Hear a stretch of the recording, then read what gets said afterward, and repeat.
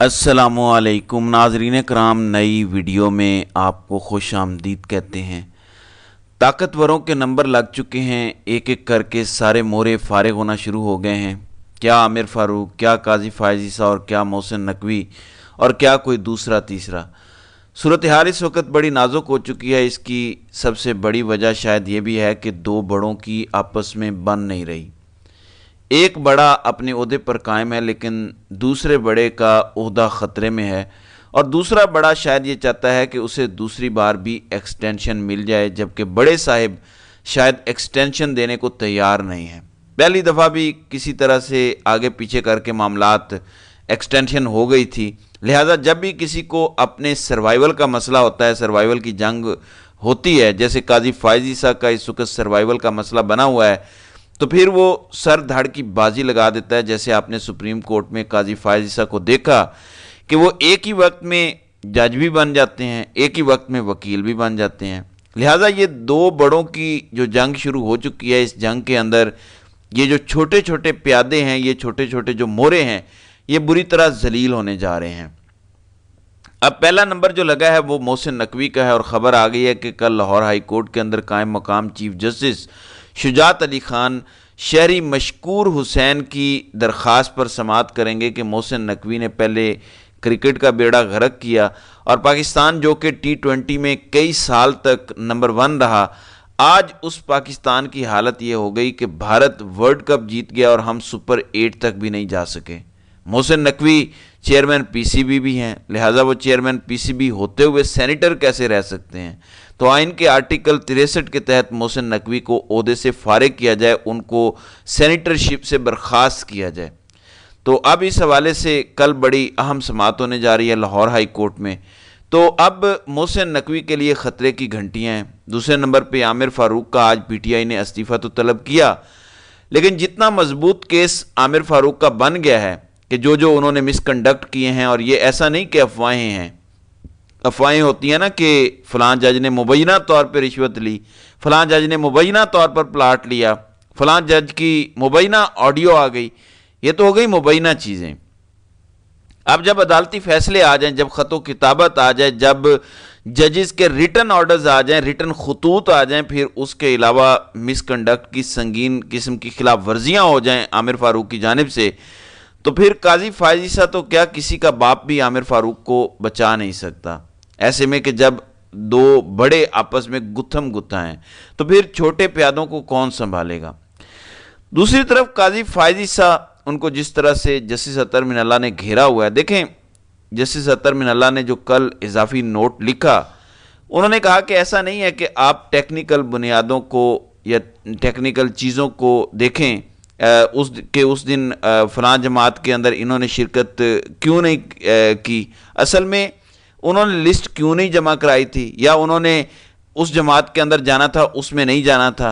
इन technical चीज़ों की base पर अदालत को फैसला नहीं करना चाहिए, बल्कि आइन के आर्टिकल 187 के तहत अदालत के पास मुकम्मल पूरा इंसाफ करने का इख्तियार है। लिहाजा इसके बाद अब काजी फ़ायज़ ईसा की एक्सटेंशन या काजी फ़ायज़ ईसा का केस भी बड़ी हद तक कमज़ोर हो चुका है। लिहाजा काजी साहब एक तो इस हवाले से कोई एक्सटेंशन हासिल कर पाने वाले में से नहीं है। दूसरा, जो काजी साहब ने भंड मारा, ये भी किसी मफरूज़े पर मबनी नहीं है कि काजी साहब ने फ़लाँ से रिश्वत ली, या काजी साहब ने एजेंसियों के पेरोल पे पीटीआई के ख़िलाफ़ फ़ैसला दिया।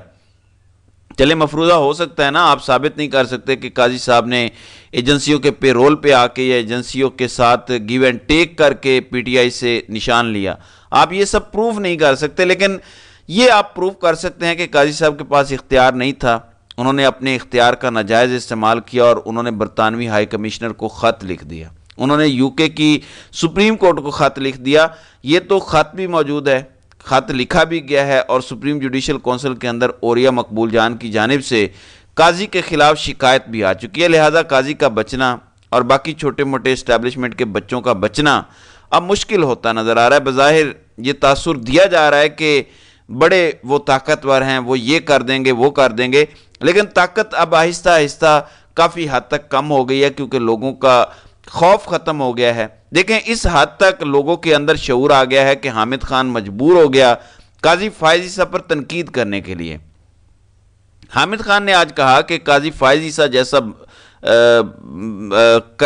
عیسیٰ لگتا ہے کہ حکومت کے جھانسے میں آ کر تمام اصول توڑنے پر آ گئے ہیں۔ چند ماہ بعد وہ ایک ریٹائرڈ چیف جسٹس ہوں گے۔ اس کے بعد ان کی بطور چیف جسٹس کارکردگی تاریخ سیاہ الفاظ میں یاد رکھے گی۔ تو وہ کہہ رہے ہیں کہ سیاہ الفاظ میں قاضی صاحب آپ کو یاد رکھا جائے گا، آپ کو کوئی منہ نہیں لگائے گا۔ پھر ناظرین کرام ذرا حکومت کا تماشا آپ چیک کریں۔ کل ایک ویڈیو آئی، راشد محمود بزرگ اداکار ہیں، پنجابی فلموں اور ڈراموں میں بھی انہوں نے کام کیا، وہ رو رہے تھے۔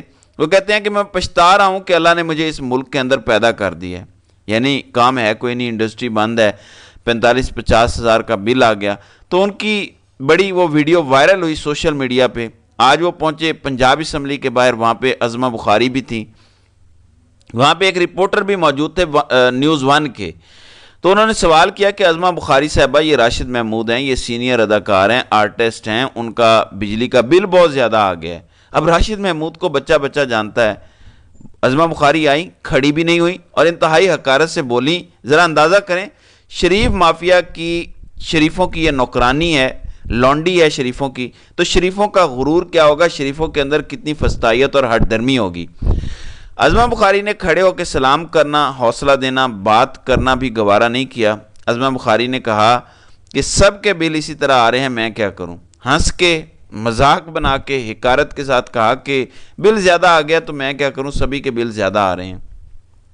دوسری جانب شہباز شریف کے ڈرامے چیک کریں۔ شہباز شریف کی آج ایک سٹیٹمنٹ سامنے آئی، کہتے ہیں دوست ممالک کی سرمایہ کاری کے پیغام آ رہے ہیں، یعنی دوست ممالک کے پیغام آ رہے ہیں کہ بھائی جان بینکوں کو کچھ بڑا کریں، یہ جو آپ کا اسٹیٹ بینک ہے، دیگر بینکس ہیں، یہ چھوٹے ہیں، ہم نے سرمایہ کاری بڑی زیادہ کرنی ہے اور اس میں پیسے نہیں آنے۔ وہ کہتے ہیں کہ مشینری زیادہ منگوائیں، انتظامات زیادہ کریں، مزدور زیادہ اکٹھے کریں، فیکٹریوں اور بینکوں کے دروازے کھول دیں، 24 گھنٹوں کی شفٹیں لگانا شروع کر دیں، کیونکہ دوست ممالک کے پیغام آ رہے ہیں۔ محض بکواس ہے، محض بک بک ہے۔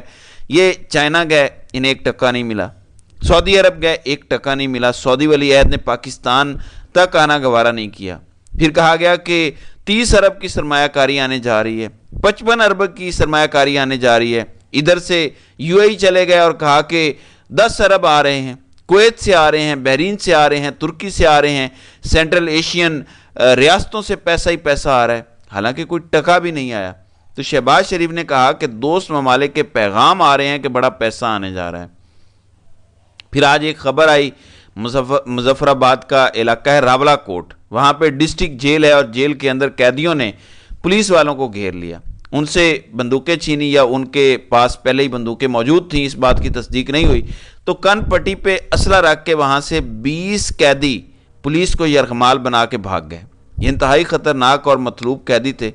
جب وہ بھاگ رہے تھے تو پولیس نے پیچھے سے فائرنگ کی، جس سے 1 قیدی مر گیا جبکہ 19 بھاگنے میں کامیاب ہو گئے۔ تو یہ حال ہماری پولیس کا ہے، پنجاب کی پولیس ہو یا کسی اور ایریا کی پولیس، ان کی یہی کارکردگی رہ گئی ہے، یہی حال ہماری ایجنسیز کا ہے، یہی حال ہمارے اداروں کا ہے۔